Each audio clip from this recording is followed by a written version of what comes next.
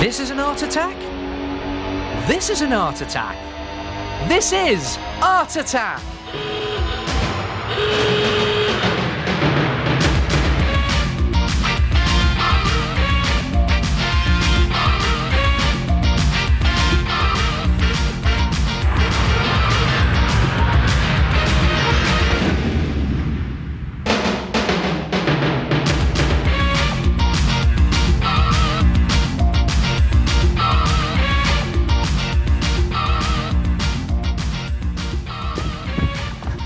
Must put those scissors away sometime. Hello there, how are you? Do you know what I've been doing? I have discovered how to make paper spring into life, literally. Come and have a look at this.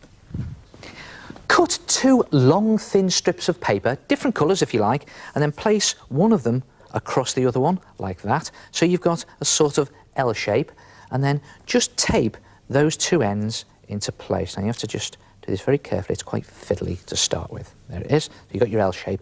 And then fold the bottom piece up and over the other piece, like that. And then this piece up and over the other piece. And then again, the idea is just to keep going, folding the bottom piece up and over, like that.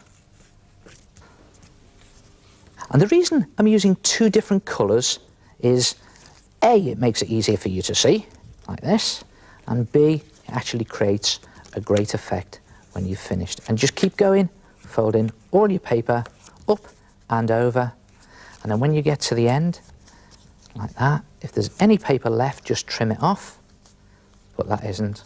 It's nicely finished off very neatly there, and I'll just tape those last 2 bits together, a bit of tape under and over onto the top, like that, and there you have a paper spring. And if you make one out of cardboard, it's even springier.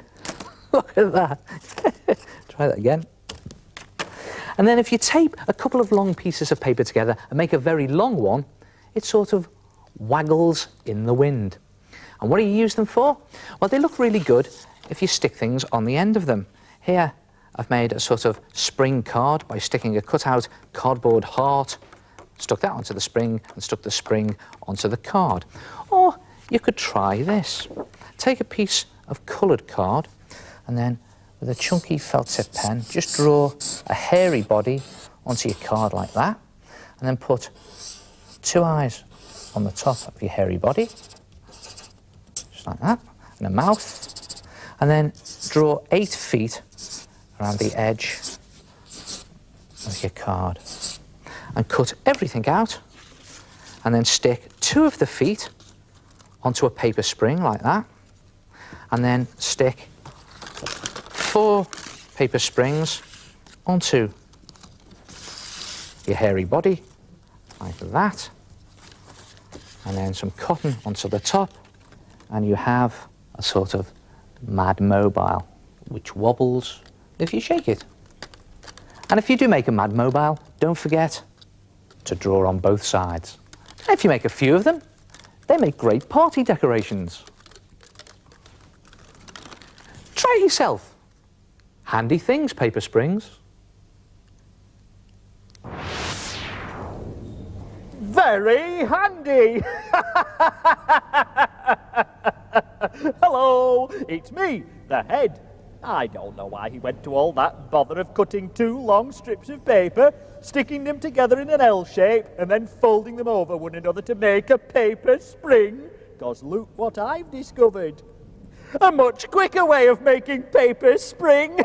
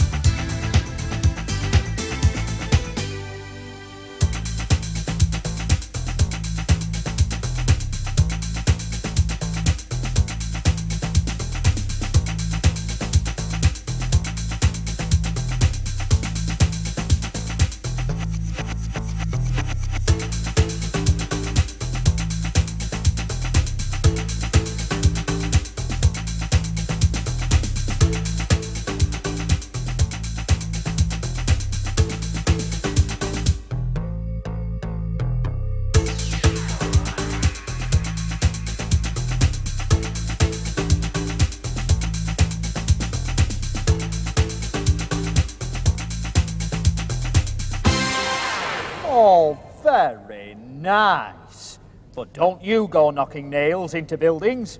You can do it with pins in card, then wind string around the pins. Do you want to see mine? Oh no! Someone must have taken the pins out. Oh. Do you know, one of the great things about an ordinary crayon is all the different tones and shades that you can get from one colour just by pressing lighter and harder. But what happens if you haven't got a crayon? If all you got is a felt tip pen? Well, you can't press harder or lighter with that because the ink all comes out the same. Try this. Just draw lines across the area that you want to shade darker, all the way across like that, and you can see it starts to look darker already. And if you put lines across those first lines that you've just drawn in the opposite direction, just crossing in the middle like that, it starts to look even darker. And this method of shading is called cross-hatching. It's literally shading using lines that cross each other. Now I want this area to be darker still, so I'm just going to put more cross-hatching on, this time in another direction. There it is. You don't have to be neat doing this. And just, again, cross-hatching there, doing lines that go in the opposite direction. And to make it even darker, it's a good idea to just put your lines closer together. And there it is.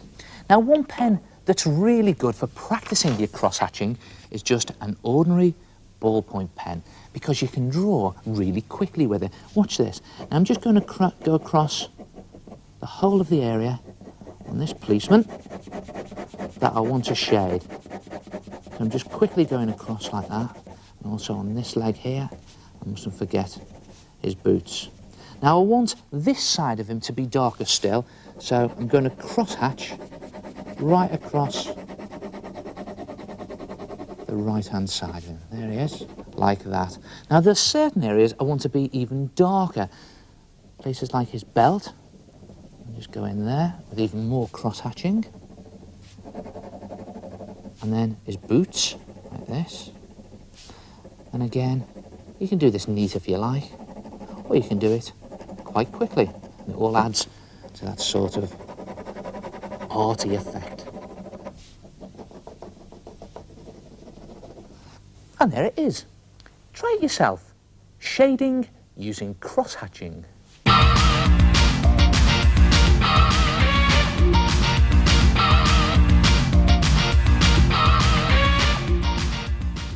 Hello, my name is Daniel. I made this banana by mixing salt, flour and water. After I moulded it, I baked it in the oven. My name is Gemma. I made my maze out of dough. After it was baked and painted, I stuck on green paper leaves. I drew the corn kernels with a felt tip pen. I am Rebecca. This apple was kneaded in dough. The hardest part was making the pattern on the leaves. I painted it red and varnished it. Ah, fantastic modelling dough, and it's very cheap. Now, to make your homemade modelling dough, all you need, 2 cups of plain flour. Throw them in there like that. 1 cup of salt, in it goes. 3/4 cup of water, splash that in, and that will do it. But if you want to make some super modelling dough, just add in 2 tablespoons of cream of tartar and 2 tablespoons of cooking oil. And that will just make it that easier to model with. Then get your hands stuck in, mix it all round, really get your fingers in there, and you'll have to knead it around for 3 or 4 minutes, and just knead it into a dough. And when you've done that, it will look something like that. And then you're ready to model. And all you have to do is just sprinkle some flour onto a flat surface like that, spread it out, and then you can make anything you like out of your dough. Try this. Tear off a clump of your modelling dough and just roll it into a flat sausage like that. It's a sort of thick, dumpy sausage, really. Leave that there. So do one, do another one, and a third one, and then a small dumpy one. And then just pinch the small dumpy one into a point at the end, like that. And you can even curl it over like that if you want. Doesn't matter if it starts to crack. Put that to one side, and then just bend one of your dumpy sausages into an arc. Put that to one side. Bend another one into an arc. See if you can guess what it is I'm doing. And then your third long one, just try and stand it up. Now you might have to just push it down a bit and then bend the end over like that into a sort of, well, I'm going to give it away now, aren't I? A sort of head shape. There you are. And then just brush on some water onto the top of the head. Any ideas yet? And then pinch 2 little bits of dough and put them on the top for eyes, like that. Looks like he's crying there. And then he will be now, watch this. Just punch 1, 2 nostrils in the head like that, and then put them all on some kitchen foil and on a baking tray and pop them in the oven on gas mark 1, 150 degrees Celsius. Now do us a favour, if you're going to be popping things in the oven, be very careful, or better still, get someone else to do it for you.